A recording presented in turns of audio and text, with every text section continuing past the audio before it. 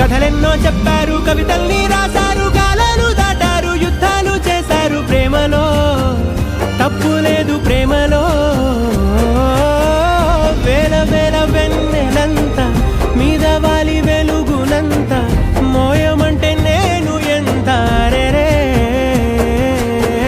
చిన్ని గుండె ఉన్నదంత హాయి నింపి గాలినంత ఊదమంటే ఊపిరెంత రే.